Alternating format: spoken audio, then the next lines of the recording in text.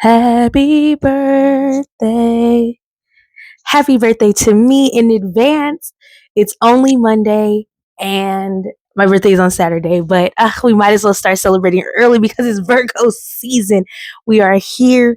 It's official, like a ref with a whistle. And I got my hair done to prove it. We're about to do it. You know what time it is. Shh, we're in a library. Hello, my name is Michaela, and this is my channel. Yes, I am back with another week of reading. I have not one, not two, but 3 reads this week. So it's just a great week to get it started for you. I have some great recommendations. I got my hair done, so my hair depression is gone. I feel like I'm $1,000,001. I turned 31 this Friday, and you couldn't tell, honey. Let me tell you, because the jeans is strong. Jeans is so strong. Skin glowing, face tea, body tea. I've been working on myself, going to the gym, doing what I need to do. If you're new to this channel, my name is Michaela. I go by Black Librarian on all platforms, and this is the platform where I talk about being a librarian, my love of reading, what I've been reading currently, and just this library life that I'm living. I'm so happy that you're here joining me, as I have the 3 book recommendations that I think are pretty good from my last video.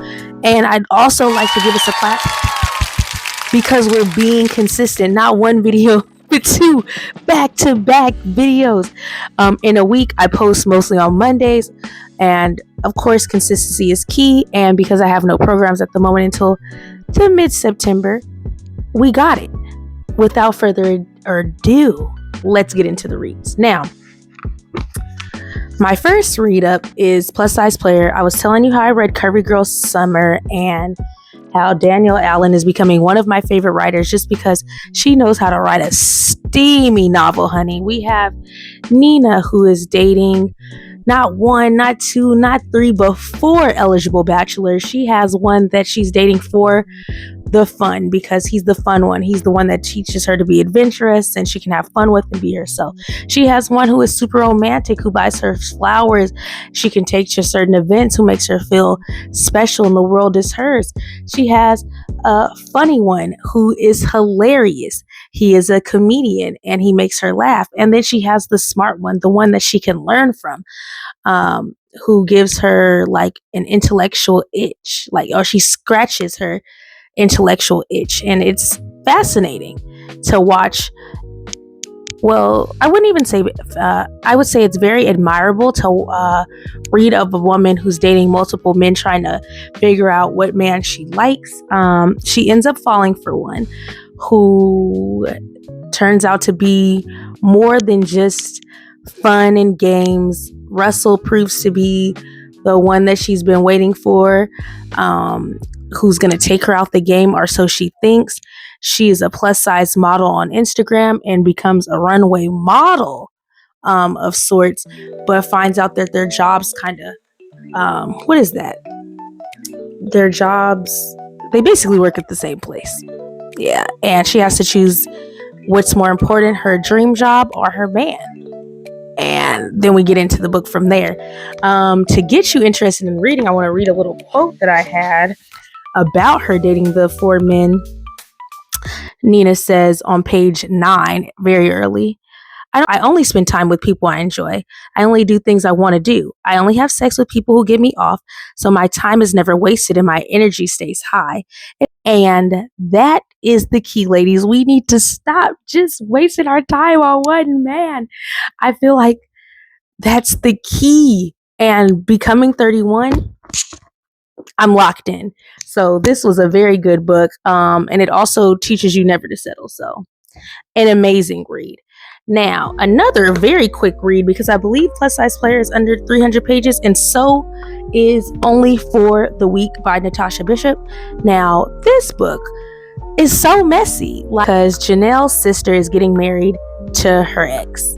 And not only that, her sister wants to get married in Tulum, so they all have to fly together on a plane to go to Tulum for a destination wedding, where Janelle is the matron of honor to her sister and her ex.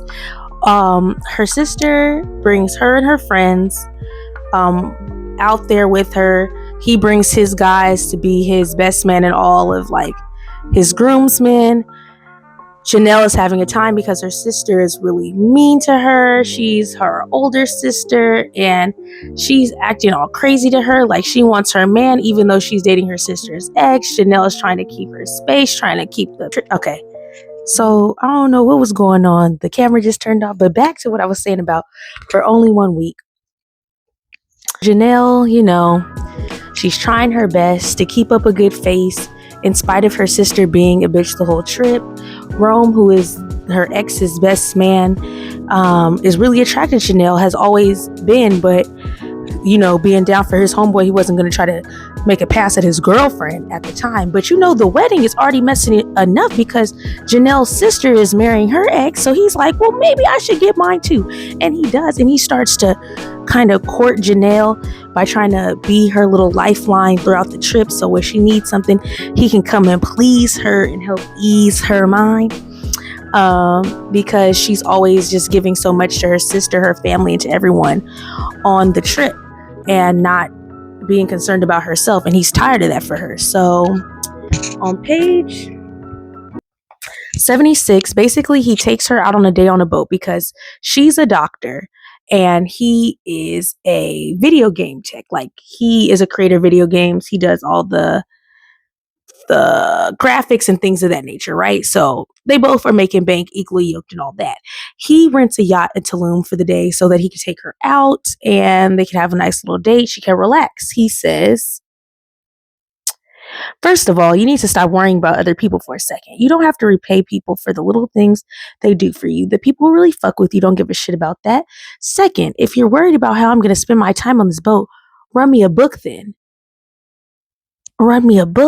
Like, he took her on that boat so she could read because he knows she likes to read.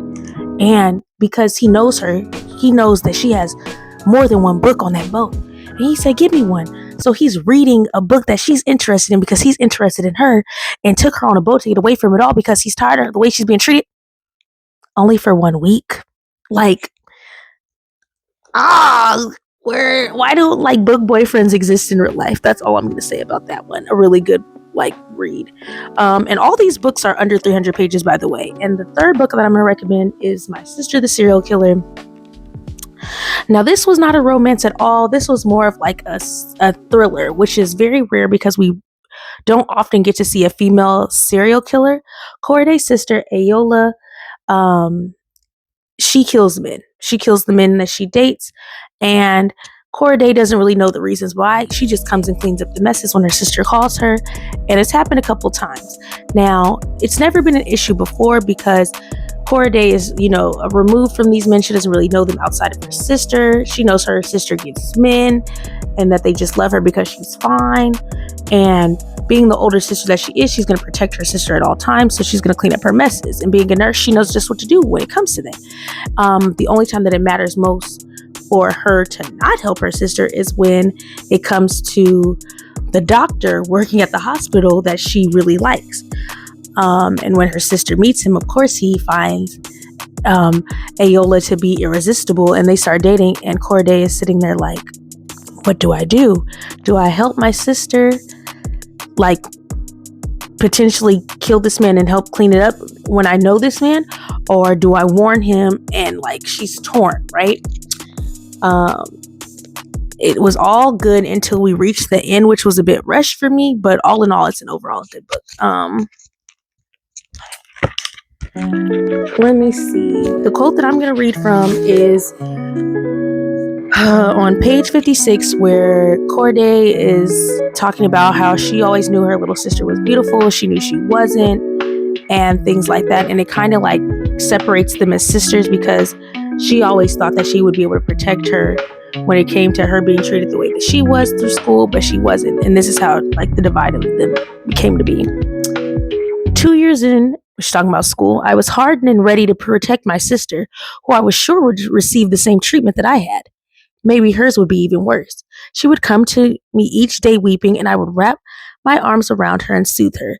It would be us against the world. Rumor has it that she was asked out on her first date by a boy in SS2. It was unprecedented. Rumor has it, she was asked out on her first day by a boy in SS2. It was unprecedented. Boys in the senior class didn't notice juniors, and when they did, they rarely tried to make it official. She said no, but I received the message loud and clear. So basically, she always knew she wasn't going to be the odd one out. She knew her sister was going to be getting men. She just didn't know that she was going to be a killer. So a very good read to follow along. And dang, like, can you imagine you liking a man, your sister trying to like she get the man off the bat? Like, it's crazy. Such a crazy read. Oh, and all of these books, by the way, are under 300 pages and all really great reads. So yes, if you need a light read or a fun read or just something to get you towards your reading goal, those are all good choices. My next read is either going to be The Delectable Negro, which is nonfiction, and I really want to read because it was on TikTok, and it's not only talking about the actual consumption of Black people through time, but it's also talking about like the consumption of their bodies through sex, both men and women, which isn't really talked about as far as the men are concerned. Usually women are being raped and their bodies are being mutilated. We're going to be talking about men as well. So I wanted to read that, or I will read The Neighbor Favor. I'm not really sure which one I'm going to read first, but I'll be back next week with one of those reads. I'm hopeful. I won't promise anything because, again, it is my birthday. It's Virgo season. Nothing really matters right now, but Virgos are up always. I can name you 1,000,001 like Virgos that are famous, but I don't really have to because we have Michael Jackson, we have Beyonce, and I'm gonna stop there because I don't really need to keep going after that. Me, of course, yeah. But the next week is pretty clear on the calendar. I don't really have programs until next week. When Hispanic Heritage Month starts at the library, so I'm free to just plan and prep and order books this week. So I'm really excited about that. I just hope that you all have a great week. It's the last week of my 30th year of life. I'm just so excited about it. Thank you again for watching. Thank you for being here. Thank you for 10K on Instagram. That was so like beautiful to see like the book community receiving me in this way, and like I'm really happy to be here, y'all, and I'm glad that we get to celebrate this birthday. I'm gonna head out to Napa, have me a little drinky drink. I got some stuff planned with my friends over the weekend, so it's gonna be a very, very good start to a beautiful 31st year of life. Lord willing. Thank you again for watching. I hope you all have a good week, and it's my birthday. Turn me out. It's my birthday. Song of the week. It's my birthday. Hey, it's my birthday. Peace, y'all. Peace, y'all.